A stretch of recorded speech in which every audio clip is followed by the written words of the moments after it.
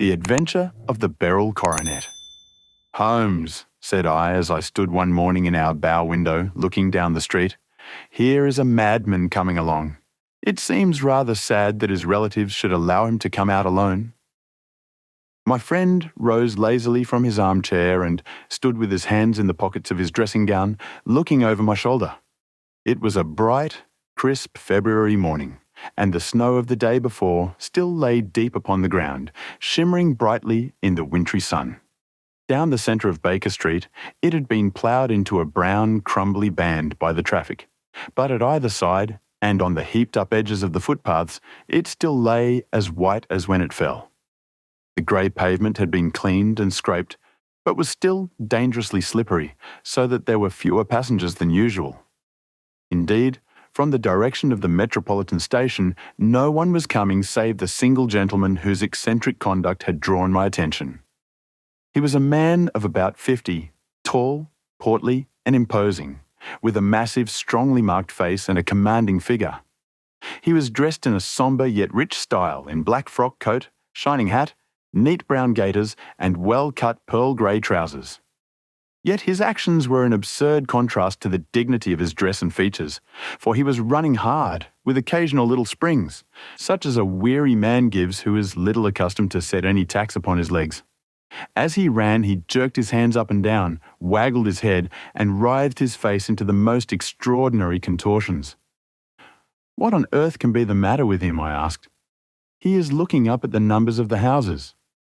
"I believe that he is coming here," said Holmes, rubbing his hands. "Here?" "Yes, I rather think he is coming to consult me professionally. I think that I recognize the symptoms. Ha! Did I not tell you?" As he spoke, the man, puffing and blowing, rushed at our door and pulled at our bell until the whole house resounded with the clanging. A few moments later he was in our room, still puffing, still gesticulating, but with so fixed a look of grief and despair in his eyes, that our smiles were turned in an instant to horror and pity. For a while he could not get his words out, but swayed his body and plucked at his hair like one who has been driven to the extreme limits of his reason. Then, suddenly springing to his feet, he beat his head against the wall with such force that we both rushed upon him and tore him away to the centre of the room. Sherlock Holmes pushed him down into the easy chair and, sitting beside him, patted his hand and chatted with him in the easy, soothing tones which he knew so well how to employ.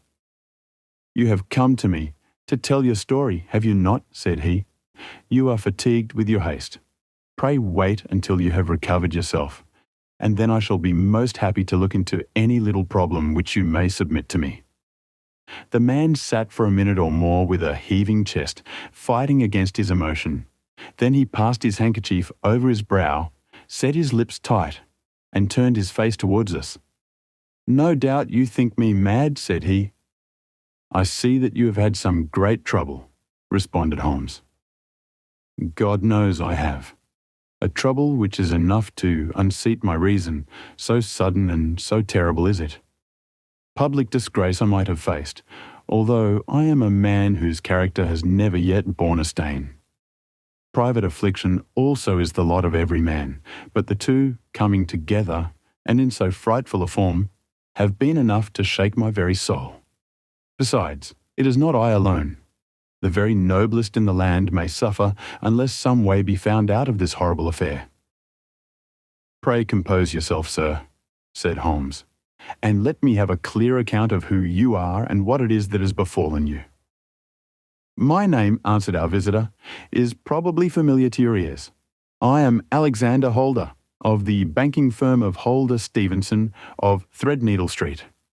The name was indeed well known to us as belonging to the senior partner in the second largest private banking concern in the City of London. What could have happened then to bring one of the foremost citizens of London to this most pitiable pass? We waited, all curiosity, until with another effort he braced himself to tell his story. "I feel that time is of value," said he. "That is why I hastened here when the police inspector suggested that I should secure your cooperation. I came to Baker Street by the Underground and hurried from there on foot, for the cabs go slowly through this snow. That is why I was so out of breath, for I am a man who takes very little exercise. I feel better now, and I will put the facts before you as shortly and yet as clearly as I can. It is, of course, well known to you that in a successful banking business, as much depends upon our being able to find remunerative investments for our funds as upon our increasing our connection and the number of our depositors. One of our most lucrative means of laying out money is in the shape of loans, where the security is unimpeachable. We have done a good deal in this direction during the last few years, and there are many noble families to whom we have advanced large sums upon the security of their pictures, libraries, or plate. Yesterday morning I was seated in my office at the bank when a card was brought in to me by one of the clerks. I started when I saw the name, for it was that of none other than, well, perhaps even to you I had better say no more than that it was a name which is a household word all over the earth.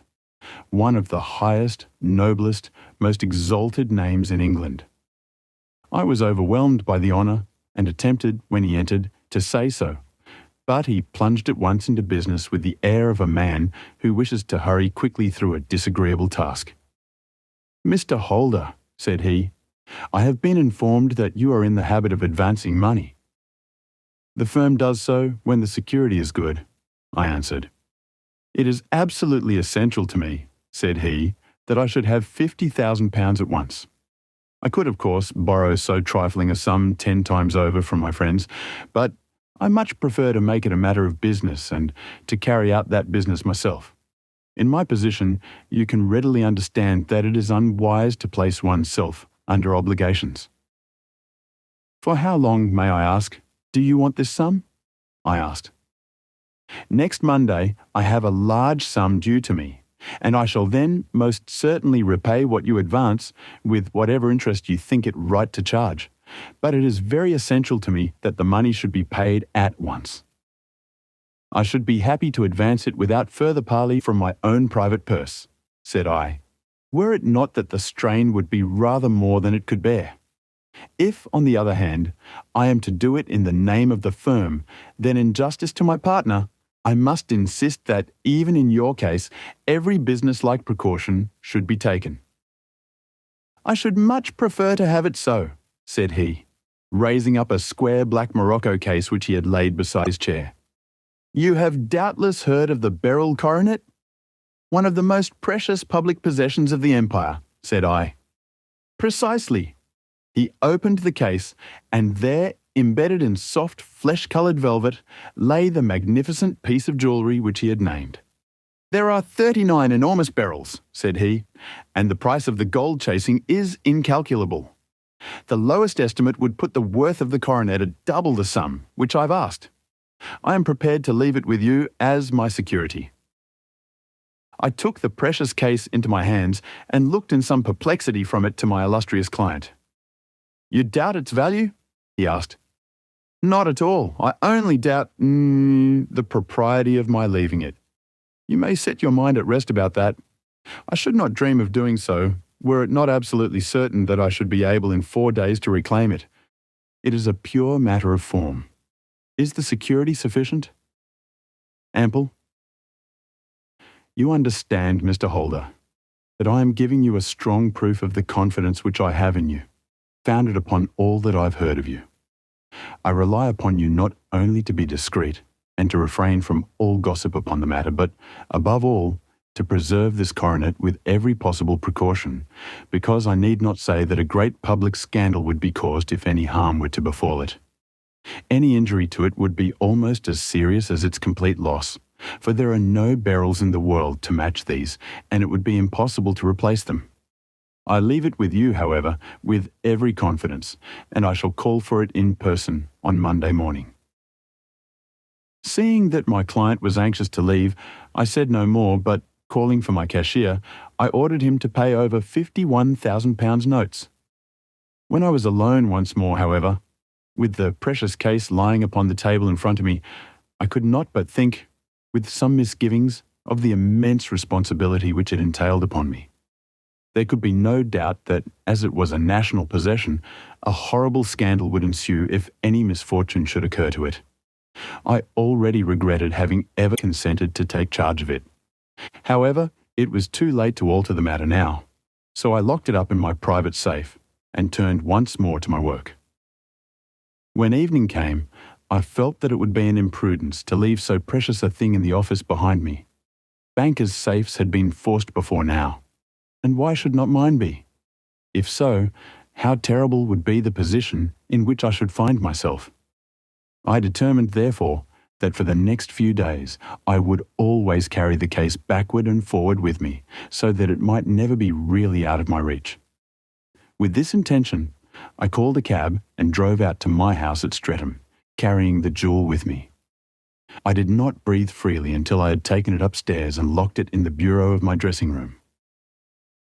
And now, a word as to my household, Mr. Holmes, for I wish you to thoroughly understand the situation. My groom and my page sleep out of the house, and may be set aside altogether. I have 3 maidservants who have been with me a number of years and whose absolute reliability is quite above suspicion.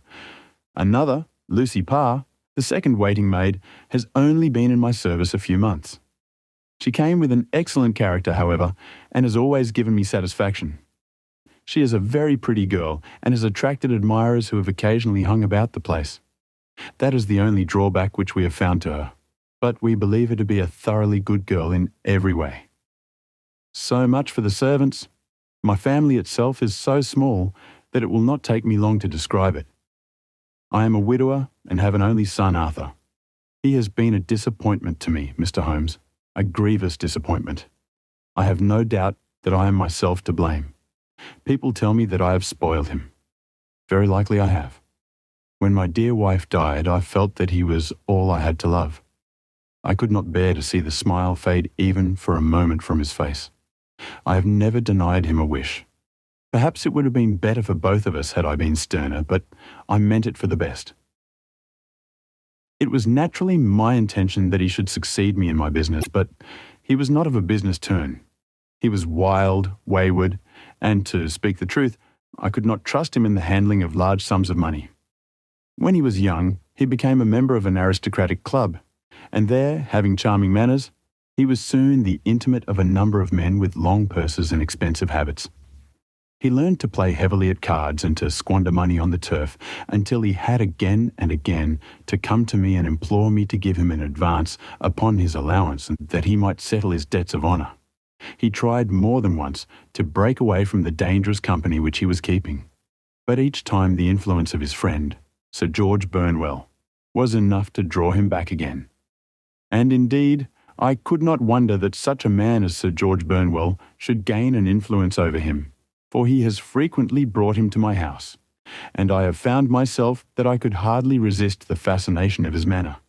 He is older than Arthur, a man of the world to his fingertips, one who had been everywhere, seen everything, a brilliant talker, and a man of great personal beauty.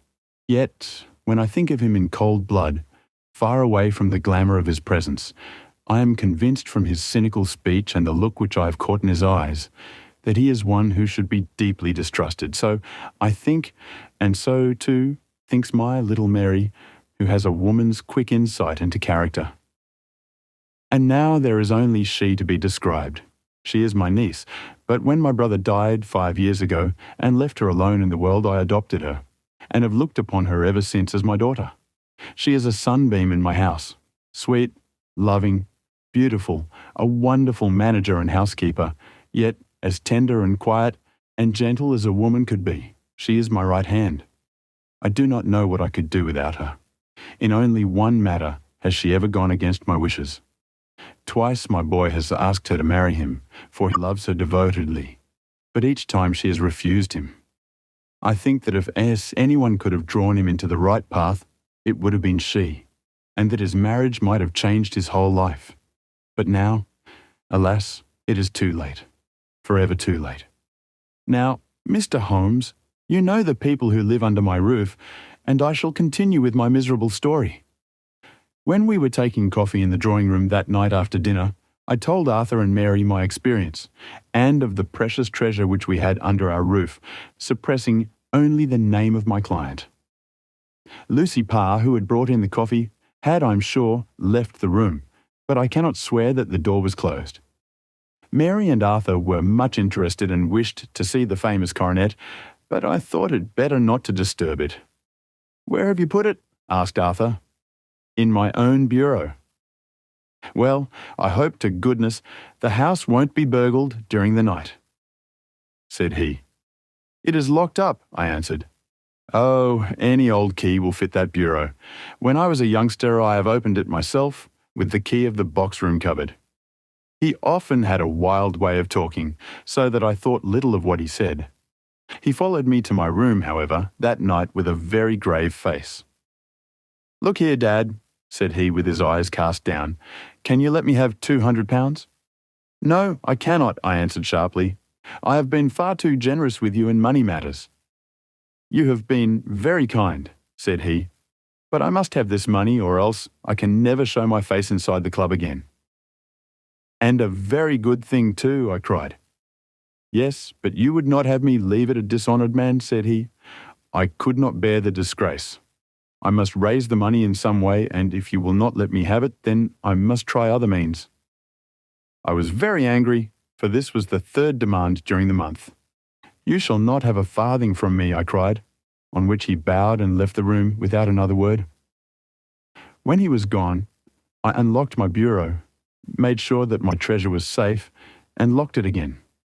Then I started to go round the house to see that all was secure, a duty which I usually leave to Mary, but which I thought it well to perform myself that night.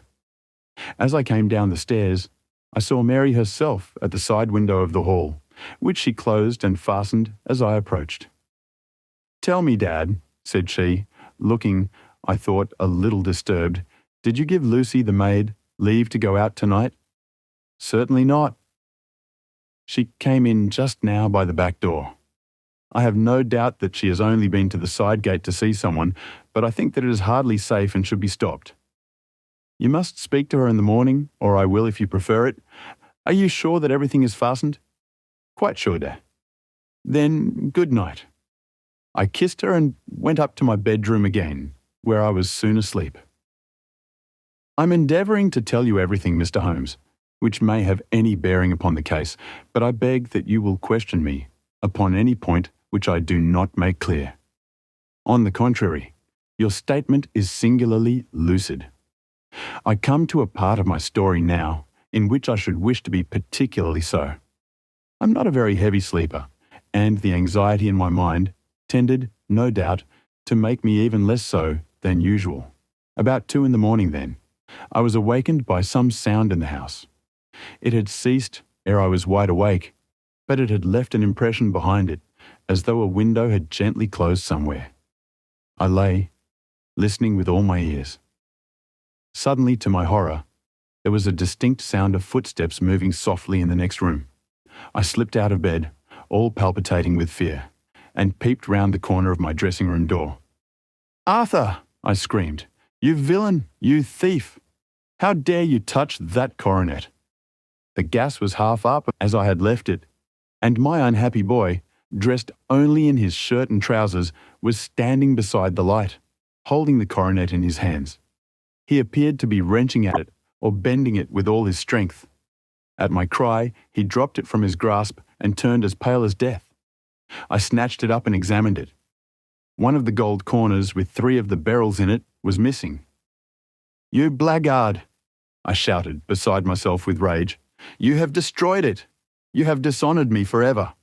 Where are the jewels which you have stolen?" "Stolen!" he cried. "Yes, thief!" I roared, shaking him by the shoulder. "There are none missing.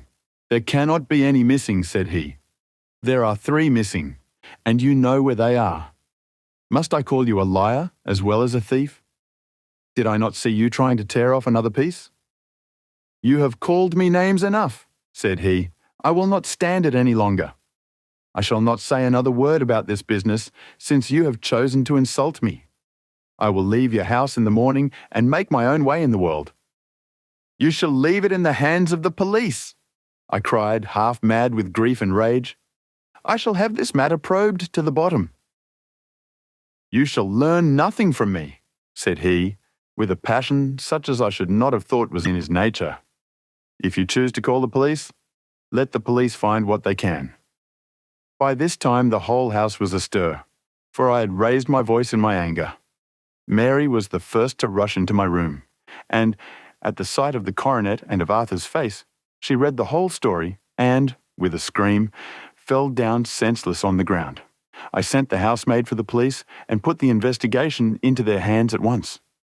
When the inspector and a constable entered the house, Arthur, who had stood sullenly with his arms folded, asked me whether it was my intention to charge him with theft. I answered that it had ceased to be a private matter, but had become a public one, since the ruined coronet was national property. I was determined that the law should have its way in everything.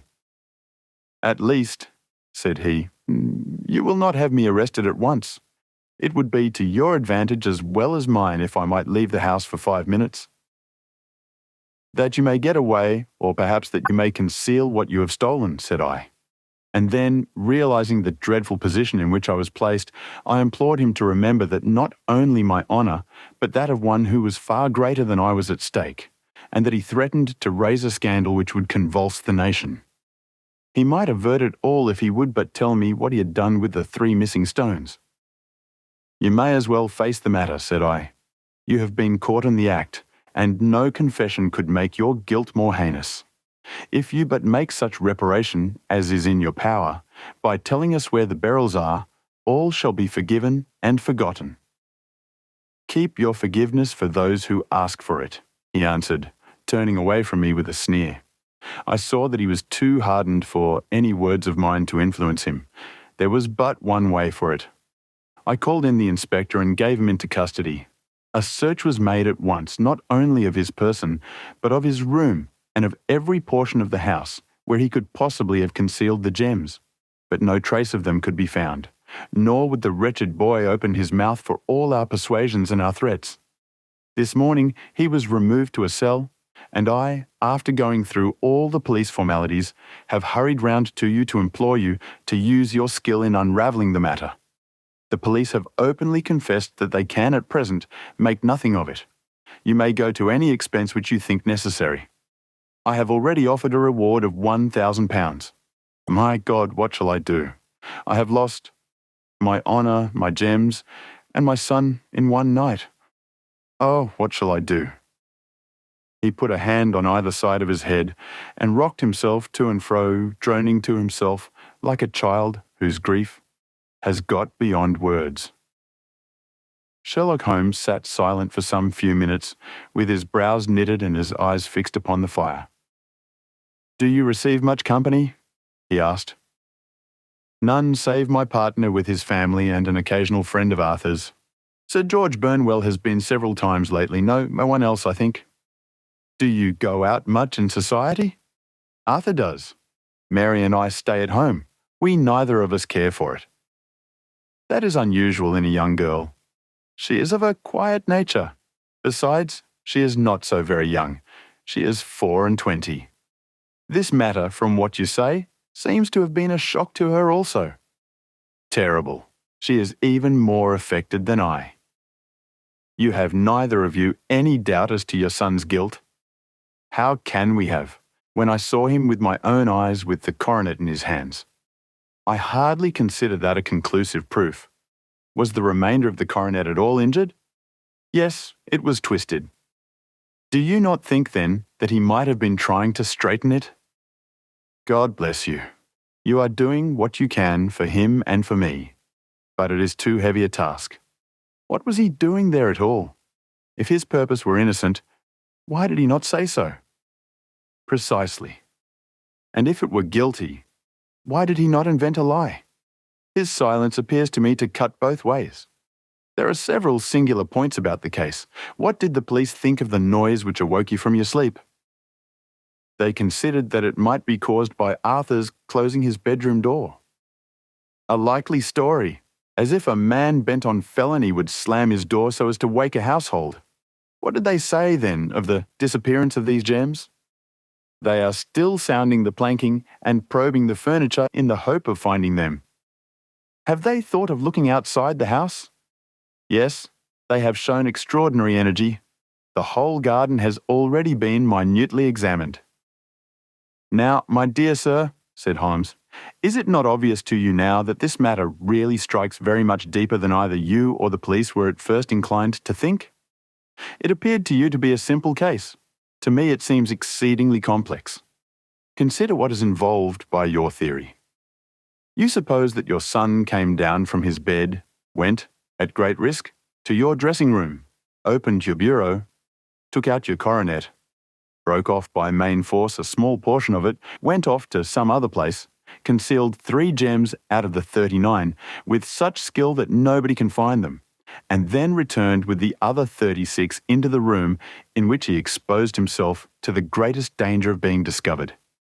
I ask you now, is such a theory tenable? But what other is there?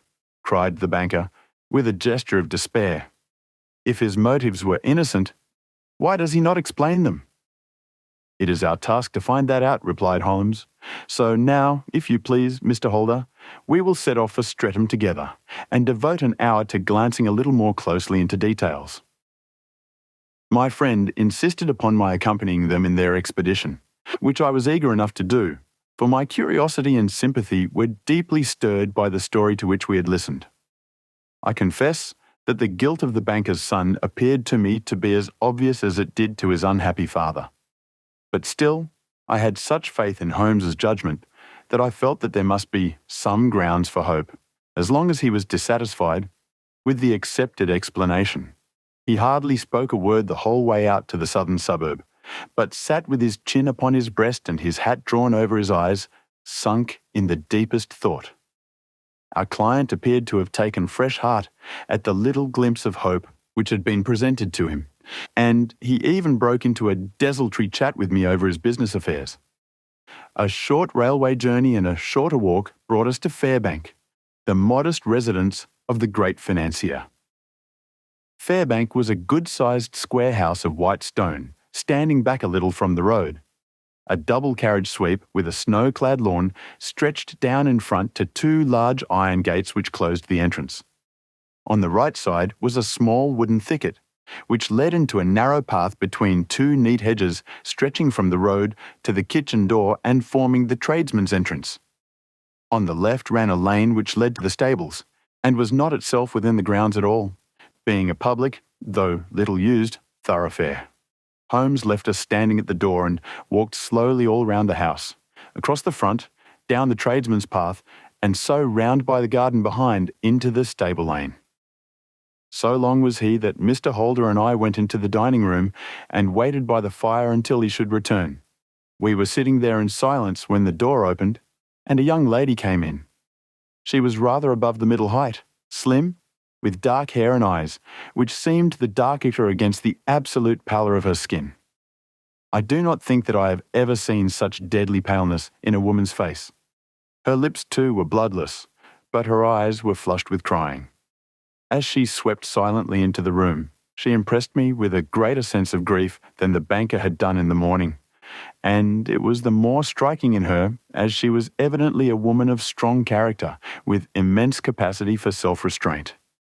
Disregarding my presence, she went straight to her uncle and passed her hand over his head with a sweet, womanly caress. "You have given orders that Arthur should be liberated, have you not, Dad?" she asked. No, my girl. The matter must be probed to the bottom. But I am so sure that he is innocent. You know what woman's instincts are. I know that he has done no harm, and that you will be sorry for having acted so harshly. Why is he silent then if he is innocent? Who knows? Perhaps because he was so angry that you should suspect him. How could I help suspecting him when I actually saw him with the coronet in his hand? Oh, but he had only picked it up to look at it. Oh, do take my word for it that he is innocent. Let the matter drop and say no more. It is so dreadful to think of our dear Arthur in a prison. I shall never let it drop until the gems are found. Never, Mary. Your affection for Arthur blinds you as to the awful consequences to me. Far from hushing the thing up, I have brought a gentleman down from London to inquire more deeply into it. This gentleman? She asked, facing round to me. No, his friend. He wished us to leave him alone. He is round in the stable lane now. The stable lane? She raised her dark eyebrows. What can he hope to find there? Ah, this, I suppose, is he. I trust, sir, that you will succeed in proving what I feel sure is the truth, that my cousin Arthur is innocent of this crime.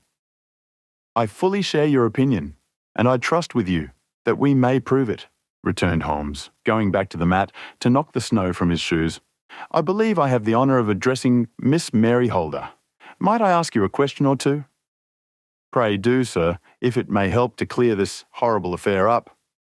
You heard nothing yourself last night? Nothing until my uncle here began to speak loudly. I heard that and I came down. You shut up the windows and doors the night before. Did you fasten all the windows? Yes. Were they all fastened this morning? Yes.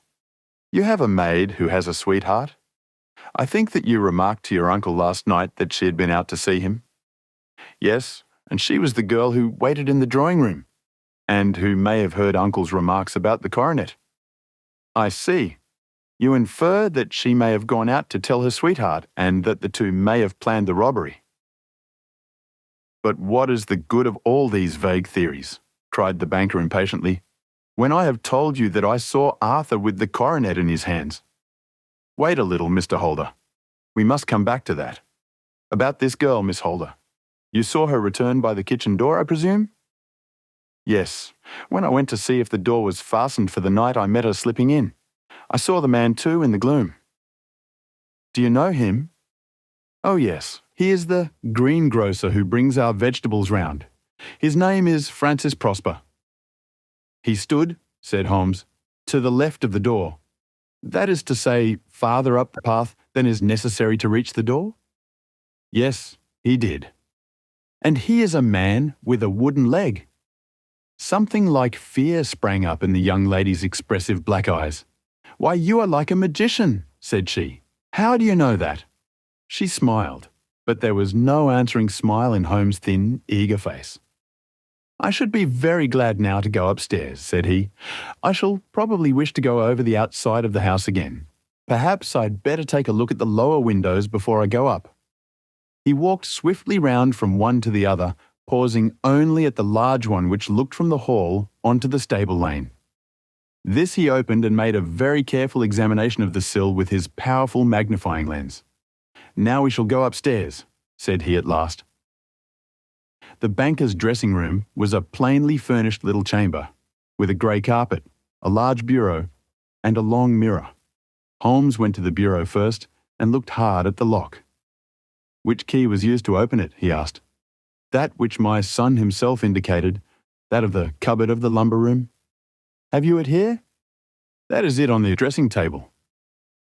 Sherlock Holmes took it up and opened the bureau. It is a noiseless lock, said he. It is no wonder that it did not wake you. This case, I presume, contains the coronet. We must have a look at it. He opened the case, and, taking out the diadem, he laid it upon the table. It was a magnificent specimen of the jeweller's art, and the 36 stones were the finest that I have ever seen. At one side of the coronet was a cracked edge, where a corner holding 3 gems had been torn away. Now, Mr. Holder, said Holmes, here is the corner which corresponds to that which has been so unfortunately lost. Might I beg that you will break it off? The banker recoiled in horror. I should not dream of trying, said he. Then I will. Holmes suddenly bent his strength upon it, but without result. I feel it give a little, said he, but, though I am exceptionally strong in the fingers, it would take me all my time to break it. An ordinary man could not do it. Now, what do you think would happen if I did break it, Mr. Holder? There would be a noise like a pistol shot. Do you tell me that all this happened within a few yards of your bed and that you heard nothing of it? I do not know what to think. It is all dark to me. But perhaps it may grow lighter as we go. What do you think, Miss Holder? I confess that I still share my uncle's perplexity. Your son had no shoes or slippers on when you saw him? He had nothing on save only his trousers and shirt. Thank you. We have certainly been favoured with extraordinary luck during this inquiry, and it will be entirely our own fault if we do not succeed in clearing the matter up. With your permission, Mr. Holder, I shall now continue my investigations outside." He went alone, at his own request, for he explained that any unnecessary footmarks might make his task more difficult. For an hour or more, he was at work, returning at last with his feet heavy with snow and his features as inscrutable as ever. "I think that I have seen now all that there is to see, Mr. Holder," said he. "I can serve you best by returning to my rooms." "But the gems, Mr. Holmes, where are they?" "I cannot tell." The banker wrung his hands. "I shall never see them again," he cried. "And my son? You give me hopes? My opinion is in no way altered." "Then, for God's sake, what was this dark business which was acted in my house last night?" "If you can call upon me at my Baker Street rooms tomorrow morning between 9 and 10, I shall be happy to do what I can to make it clearer. I understand that you give me carte blanche to act for you, provided only that I get back the gems, and that you place no limit on the sum I may draw." "I would give my fortune to have them back." "Very good. I shall look into the matter between this and then. Goodbye. It is just possible that I may have to come over here again before evening." It was obvious to me that my companion's mind was now made up about the case, although what his conclusions were was more than I could even dimly imagine. Several times during our homeward journey, I endeavoured to sound him upon the point, but he always glided away to some other topic until, at last, I gave it over in despair. It was not yet 3 when we found ourselves in our rooms once more. He hurried to his chamber and was down again in a few minutes, dressed as a common loafer. With his collar turned up, his shiny seedy coat, his red cravat, and his worn boots, he was a perfect sample of the class. "I think that this should do," said he, glancing into the glass above the fireplace. "I only wish that you could come with me, Watson, but I fear that it won't do. I may be on the trail in this matter, or I may be following a will-o'-the-wisp, but I shall soon know which it is. I hope that I may be back in a few hours." He cut a slice of beef from the joint upon the sideboard, sandwiched it between 2 rounds of bread, and thrusting this rude meal into his pocket, he started off upon his expedition. I had just finished my tea when he returned, evidently in excellent spirits, swinging an old elastic-sided boot in his hand. He chucked it down into a corner and helped himself to a cup of tea. "I only looked in as I passed," said he. "I am going right on." "Where to?" "Oh, to the other side of the West End. It may be some time before I get back. Don't wait up for me in case I should be late. How are you getting on?" "Oh, so-so. Nothing to complain of. I have been out to Streatham since I saw you last, but I did not call at the house. It is a very sweet little problem, and I would not have missed it for a good deal. However, I must not sit gossiping here, but must get these disreputable clothes off and return to my highly respectable self." I could see by his manner that he had stronger reasons for satisfaction than his words alone would imply. His eyes twinkled, and there was even a touch of colour upon his sallow cheeks. He hastened upstairs, and a few minutes later I heard the slam of the hall door, which told me that he was off once more upon his congenial hunt. I waited until midnight, but there was no sign of his return, so I retired to my room. It was no uncommon thing for him to be away for days and nights on end when he was hot upon a scent, so that his lateness caused me no surprise.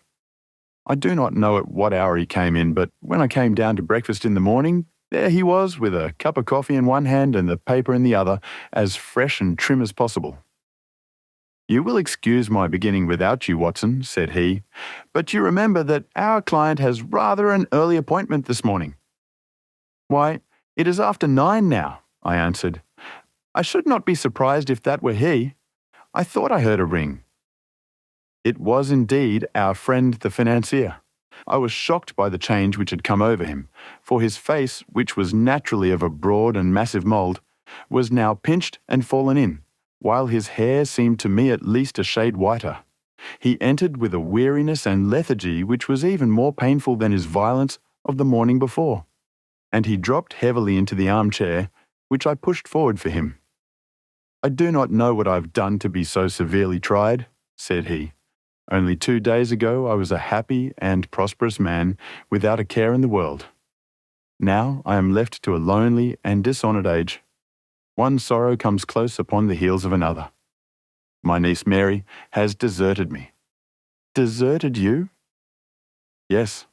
Her bed this morning had not been slept in, her room was empty, and a note for me lay upon the hall table. I had said to her last night, in sorrow and not in anger, that if she had married my boy, all might have been well with him.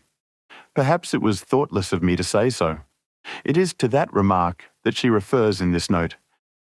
My dearest uncle, I feel that I have brought trouble upon you, and that if I had acted differently, this terrible misfortune might never have occurred.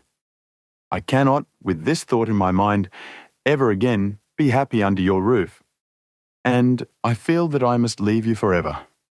Do not worry about my future, for that is provided for, and, above all, do not search for me, for it will be fruitless labour and an ill service to me.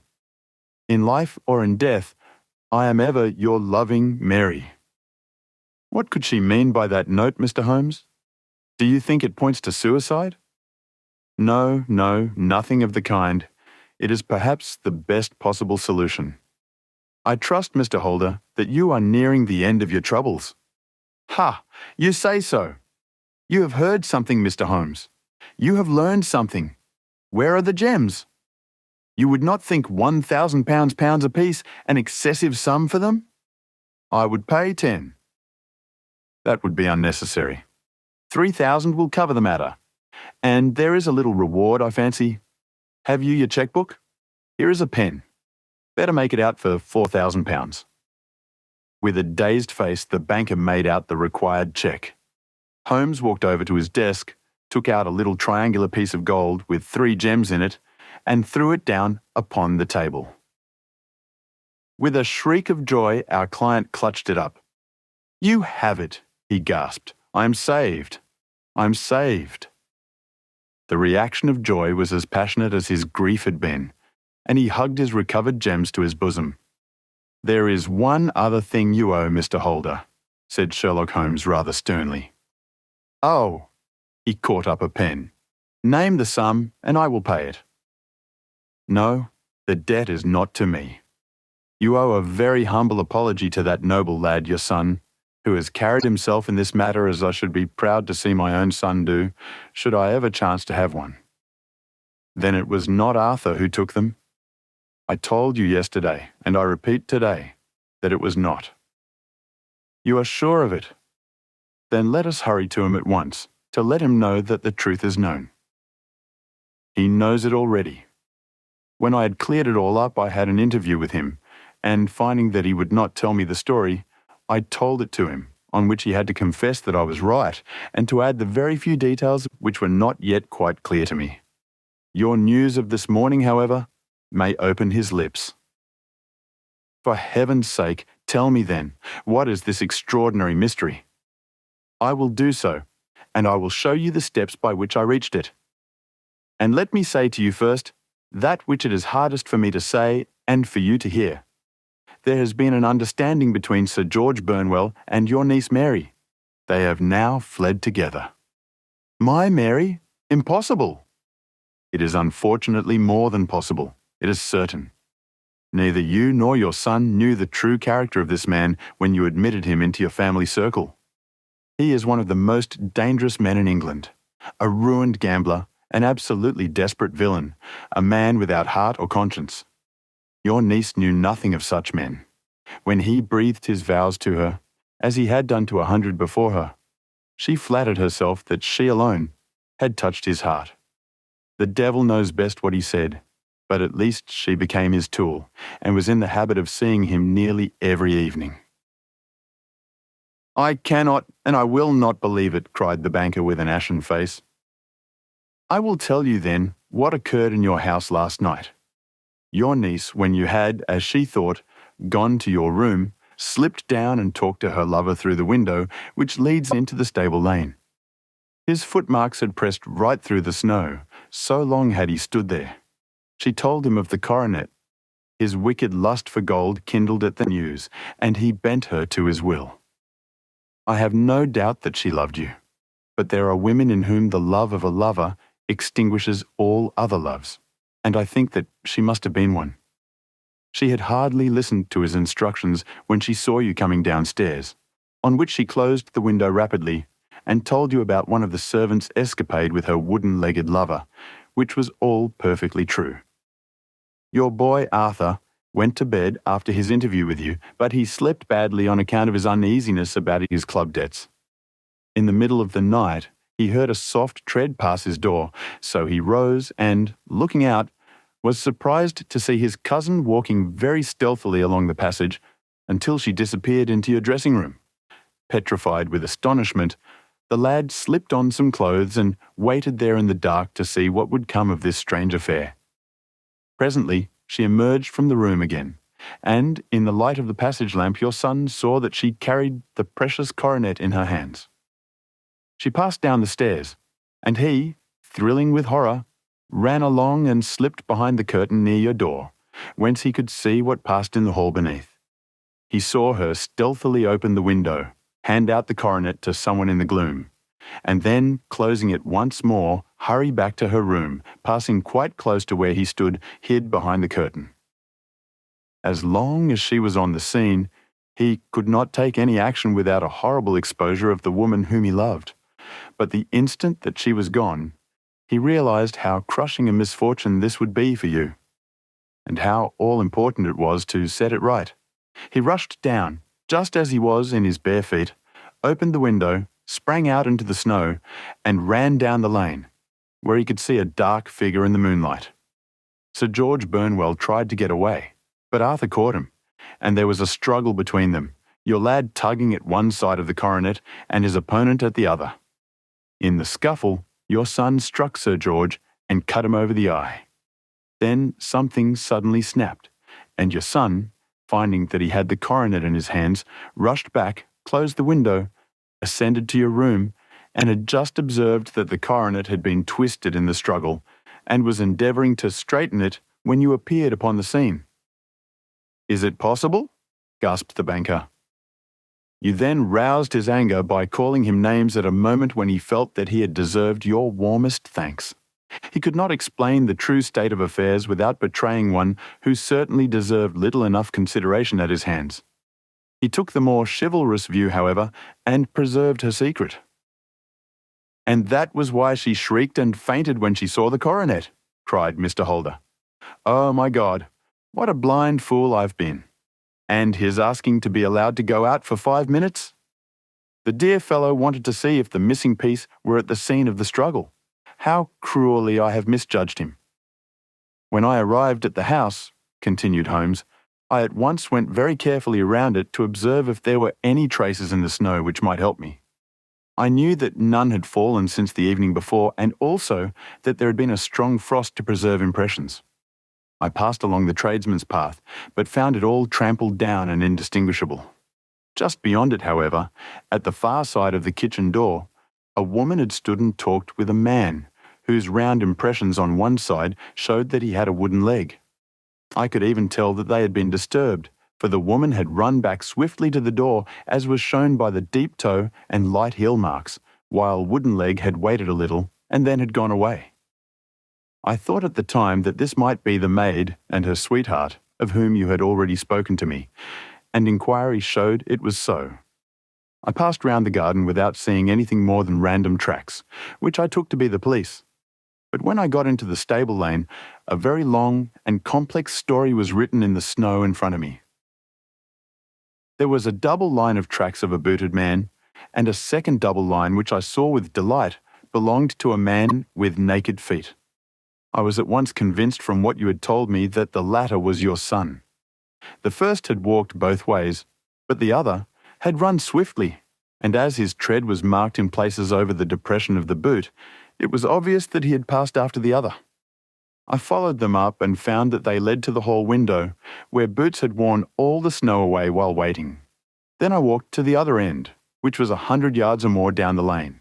I saw where Boots had faced round, where the snow was cut up as though there had been a struggle, and, finally, where a few drops of blood had fallen, to show me that I was not mistaken. Boots had then run down the lane, and another little smudge of blood showed that it was he who had been hurt. When he came to the high road at the other end, I found that the pavement had been cleared, so there was an end to that clue.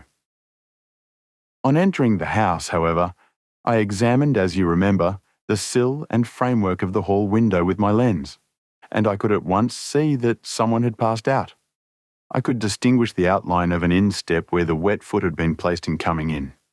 I was then beginning to be able to form an opinion as to what had occurred. A man had waited outside the window. Someone had brought the gems. The deed had been overseen by your son. He had pursued the thief, had struggled with him. They had each tugged at the coronet, their united strength causing injuries which neither alone could have effected. He had returned with the prize, but had left a fragment in the grasp of his opponent. So far I was clear. The question now was, who was the man and who was it brought him the coronet? It is an old maxim of mine that when you have excluded the impossible, whatever remains, however improbable, must be the truth. Now, I knew that it was not you who had brought it down, so there only remained your niece and the maids. But if it were the maids, why should your son allow himself to be accused in their place? There could be no possible reason. As he loved his cousin, however, there was an excellent explanation why he should retain her secret, the more so as the secret was a disgraceful one. When I remembered that you had seen her at that window, and how she had fainted on seeing the coronet again, my conjecture became a certainty. And who could it be who was her confederate? A lover, evidently, for who else could outweigh the love and gratitude which she must feel to you? I knew that you went out little, and that your circle of friends was a very limited one, but among them was Sir George Burnwell. I had heard of him before as being a man of evil reputation among women. It must have been he who wore those boots and retained the missing gems. Even though he knew that Arthur had discovered him, he might still flatter himself that he was safe, for the lad could not say a word without compromising his own family. Well, your own good sense will suggest what measures I took next. I went in the shape of a loafer to Sir George's house, managed to pick up an acquaintance with his valet, learned that his master had cut his head the night before, and finally, at the expense of 6 shillings, made all sure by buying a pair of his cast-off shoes. With these, I journeyed down to Streatham and saw that they exactly fitted the tracks. "I saw an ill-dressed vagabond in the lane yesterday evening," said Mr. Holder. "Precisely. It was I. I found that I had my man, so I came home and changed my clothes. It was a delicate part which I had to play then, for I saw that a prosecution must be avoided to avert scandal, and I knew that so astute a villain would see that our hands were tied in the matter. I went and saw him. At first, of course, he denied everything. But when I gave him every particular that had occurred, he tried to bluster and took down a life-preserver from the wall. I knew my man, however, and I clapped a pistol to his head before he could strike. Then he became a little more reasonable. I told him that we would give him a price for the stones he held, £1,000 apiece. That brought out the first signs of grief that he had shown. 'Why, dash it all,' said he, 'I've let them go at 600 for the 3. I soon managed to get the address of the receiver who had them, on promising him that there would be no prosecution. Off I set to him, and after much chaffering, I got our stones at £1,000 apiece. Then I looked in upon your son, told him that all was right, and eventually got to my bed about 2 o'clock, after what I may call a really hard day's work.' 'A day which has saved England from a great public scandal,' said the banker, rising. 'Sir, I cannot find words to thank you, but you shall not find me ungrateful for what you have done. Your skill has indeed exceeded all that I have heard of it. And now I must fly to my dear boy to apologize to him for the wrong which I have done him. As to what you tell me of poor Mary, it goes to my very heart. Not even your skill can inform me where she is now.' 'I think that we may safely say,' returned Holmes, 'that she is wherever Sir George Burnwell is. It is equally certain, too, that whatever her sins are, they will soon receive a more than sufficient punishment.'